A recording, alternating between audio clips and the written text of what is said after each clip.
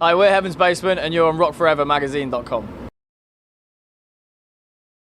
Hey guys, it's Tori from Rock Forever Magazine, and I am here right now with Heaven's Basement. How are you guys doing today? Really good, thanks. Yeah. Really good? Yeah. I mean, you guys are on tour with the Pretty Reckless right now, but you've kind of strayed away from the tour today. You're playing with Alice Cooper, so I'm assuming you're very excited for that.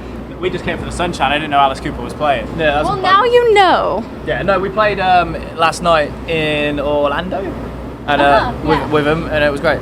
Yeah, so did you get to meet him? Did you get to talk to him? How was it? He's really weird. He's the nicest guy on the planet. Like, he just finished headlining this arena show, and he's walking backstage. Before he gets to his room, he walks into our dressing room to be like, "Sounded really good, guys. I really like your band." I was like, "What are you doing?" Yeah, it's like, And we started Googling pictures of who Alice Cooper's met over the years. That is And there's like- the most like- impressive one for us was the Colonel from KFC. He met Colonel Sanders. There's a picture of That's him like- drinking a beer next to Colonel Sanders. That is pretty legendary. That's You hard to can't top. top it. Like, we were like, oh, he partied with Elvis, and he's hanging out with John Lennon or whatever. Colonel Sanders.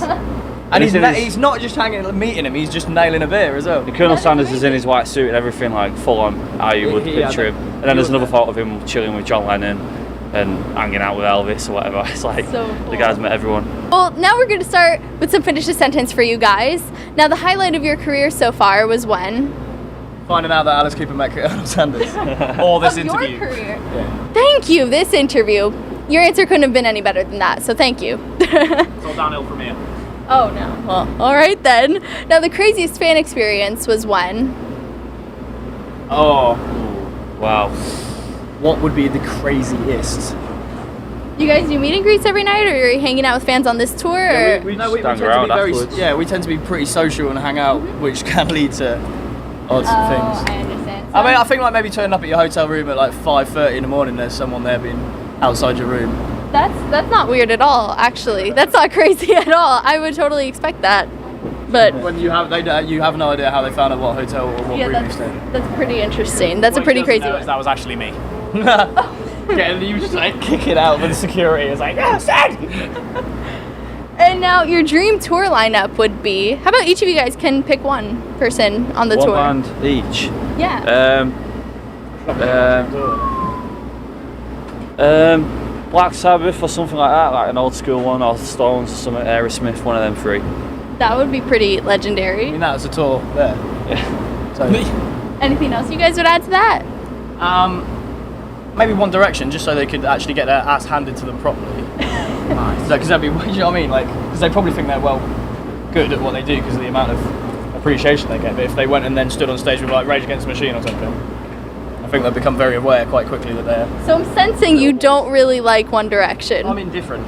I don't know anything about One Direction. I've never heard a song, so I don't really know what it is. Why are we talking about One Direction? Just because my mate was going on about them, and I just didn't understand how much passion they could have about them. All of a sudden, this tour is going to have a very interesting lineup. Yeah, Very it'd be interesting fun. crowd. They too. seem like fun So guys. you know what I Sabbath, mean? One Direction, and Heaven's Basement. Yes. So far. And then, No, what about no, you? Rage. What are you I would have gonna- said Rage, yeah. Rage Against the Machine. All right. Rage So One we Direction. can get our asses handed Yeah, to yeah. us. And now, one thing fans might not know about you is maybe a fun fact about the band, anything. I had loads of these ones because we had to do this for something. What was it? It was all physical things, They were all like, like Chris doesn't have a big toenail. Really? really? Actually, do you want to see it? Not really. Sure. I don't want to see it. No, I believe you. Okay. I believe It you. looks like a 60s TV screen. That's all. Well, something tells me a lot of fans did not know that about you, and now they do. So thank you. There you go. I was once a figure skater. I was once a figure skater. Really? No. It's funny like I can't. I don't trust you anymore because you just lied. One of us here has got a metal plate in their head. I can't tell which. Who do you think So it is? I don't What do know. you guess? I'm gonna say you because you're quiet. Quiet. No? This guy again. Really? Yeah, it's- So yeah, you've it's got like- a lot of interesting things about you. Pieced together from scraps, this one. Yeah, I was made from the scraps. And now, last finish a sentence here for you guys. Now, your favorite part of touring in the U.S. is? The weather's really, really good in Yeah. Florida. Right. In Florida. Florida. The rest We of were the country. just in like. Yeah, well, it's been sunny the whole time we're here, apart from when we was in Were Canada you in last Minneapolis? week. All right. Do you remember when Carolina got rained off? That was. Yeah, Sure, that was don't great know. weather. It was. We're British, so we were like. I mean, it's all, a lot of places are new for us, so it's amazing to go to all these cities for the first time, like New Orleans, San Francisco, probably- Chicago. Probably the $5 footlong at the sub. I That's mean, depressing. of course. Yeah. Of course. I think everybody would agree with that one. No, it's great. Yeah, getting to play new places and meet different people, it's amazing. Absolutely. And now let's talk about your music a little bit here. If you guys had to come up with a mission statement of what it is you want to accomplish through your music, or the message you want to send to fans, what would it be? Rock out as hard as you can all of the time. That sounds pretty straightforward. Yes, you guys are definitely a rock and roll There's no band. hidden underlying political message or social movement. It's just rock out all of the time. All of the time. I think that sounds like a social movement, though. Rock and roll. Yeah, all we need is a logo, And- a t-shirt, and then we're fine. And now you guys have your album Filthy Empire out right now.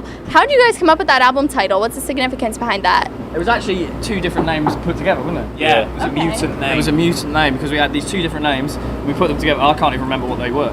And then as soon as we said it backwards, we were like, yeah, that makes so much sense. It fit the album, what the album kind of said to us, message-wise, attitude-wise, and it also spoke to each of us. Each of us came up with a different angle of what it was, and I like that. The fact that people can interpret it in their own way and apply it to the music and see and come up with their own. It allows for interesting artwork and things as well like that, Yeah. So how would you guys say that this album title relates to the music in particular? That's my own private view. Okay, so everybody can kind of just come up with that. No, it's you can either people either take it as it's a reference to the government or politics, or they take it as a reference to the music industry, or they take it as a reference as us and that we're building our own filthy empire. Everyone has their own spin on it. So that's really cool. There are multiple meanings to it. And now you guys worked with John Feldman on this album. How was it working with him, and what did he contribute to the album? Absolutely nothing. Nothing. So his name is just on it. No, I'm joking. He was great. It was cool because he's from a real different background from us musically. And so there was this really cool friction, I guess you could call it, of difference of opinion and stuff. And it was really cool getting to know each other and understand how each other's ideas actually could fit. And eventually we'd smash it out. And eventually when we got to a place where we were both happy, it was like, this is wicked. Feldman was essentially just another ball of energy that we just threw into the room to kind of bounce off and keep the circle of energy going the whole time. So it was pretty easy on our part because we had a very clear vision of what we wanted to do anyway. Right. So it was just adding another personality in the room to bounce off ideas off, Do you know what I mean? Yeah. It's just fun because we don't need someone who's a rock and roll guy to come in and say us how to play rock music, because we could do that, but it was just fun to bring somebody else in who's from a different background and just let's see what happens. Feldman had never worked with a band like us really. His background musically is very different to how we sound, and that kind of worked rather than us going for your typical hard rock producer. Yeah, because it was exciting. It was exciting for both of us because it was kind of the unknown for both of us. I understand. So how did you end up working with John Feldman? Out of everybody you could have chosen, how did that happen? We went and met him.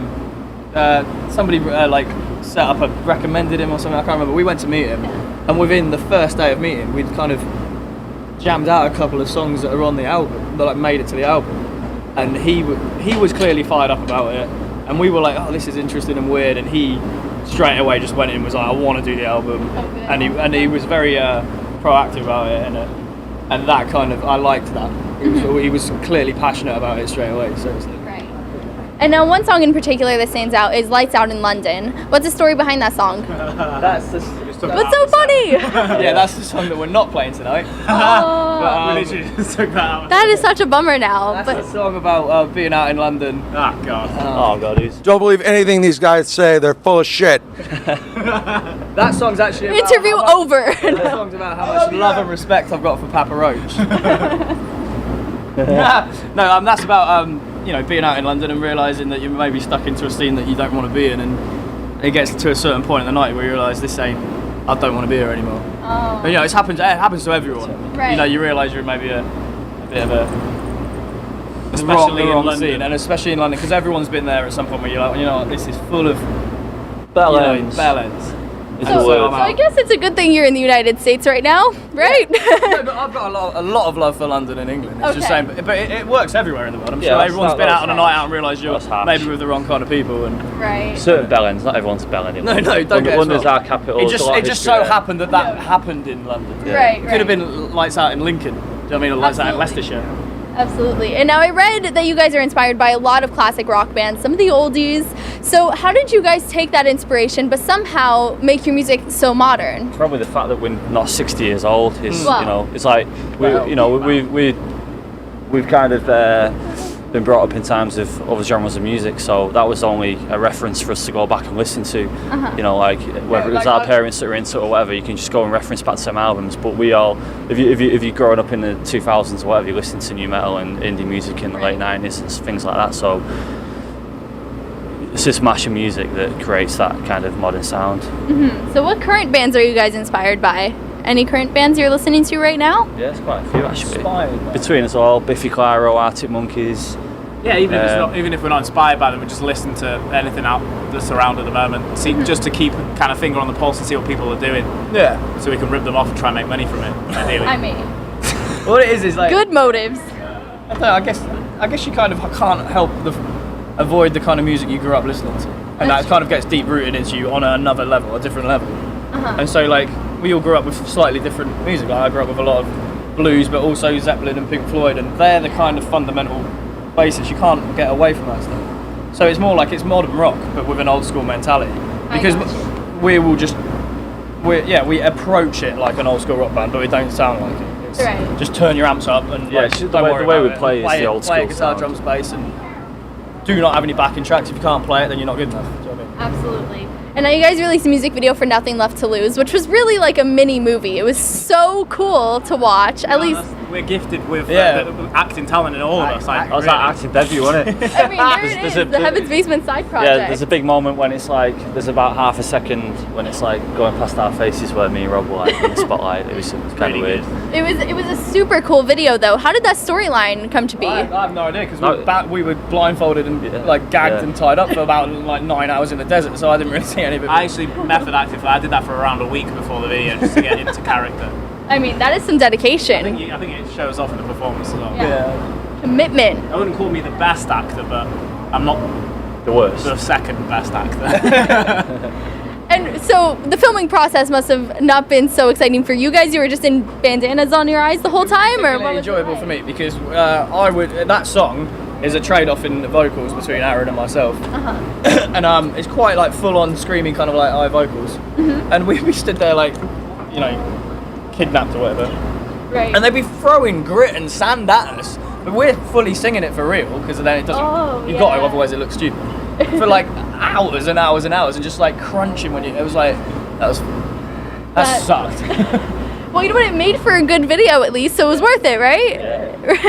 And now it makes so much sense that you guys are signed to Red Bull Records because I saw you guys play with the Pretty Reckless, and it was the most energetic show I have ever witnessed. And your lead singer was climbing on the audience; it was crazy. So, what are your pre-show rituals? What do you guys do to get amped up before a show? Crack. Just kind of standard things what every band does, like kind of get into your headspace, put some tunes on and things like that to get you kind of pumped up, and that just kind of comes off on stage because that's where we have the most fun. Like our whole day is geared around playing, so as soon as we get up there, we make the most of every minute we have. We're not like let's sit down and do yoga together and chant as a band. It's like we'll have a couple of rocktails and then we'll fist bump Yeah, and it's then just we'll go. it's pretty much just very relaxed and like now, just chilling, have a beer, and then it's time to go on stage. It's not like everyone goes mental or like he says, does some weird yoga stuff or something like that. Yeah, no yoga before your set. And what are your plans for right after this tour with the Pretty Reckless? What do you guys have coming up after this? Go and wash our clothes and then go on tour again. Pretty much. So where do you guys want to travel to on tour next? Do you have anything lined up or? We're going around Europe for November and December. Okay. So Exciting. that's gonna be awesome. We're going to Scandinavia and things like that. We love that there, and Munich's always good fun. We are going to Munich. Yeah, we are going to Munich. think it's We're all going about to Australia for the first time in February. Oh yeah. That'd be amazing. Hopefully Asia and places like that as well. So we'll see. So what are you guys looking forward to experiencing in Australia? It's going to be your first time there. That's pretty big. Apparently there's some.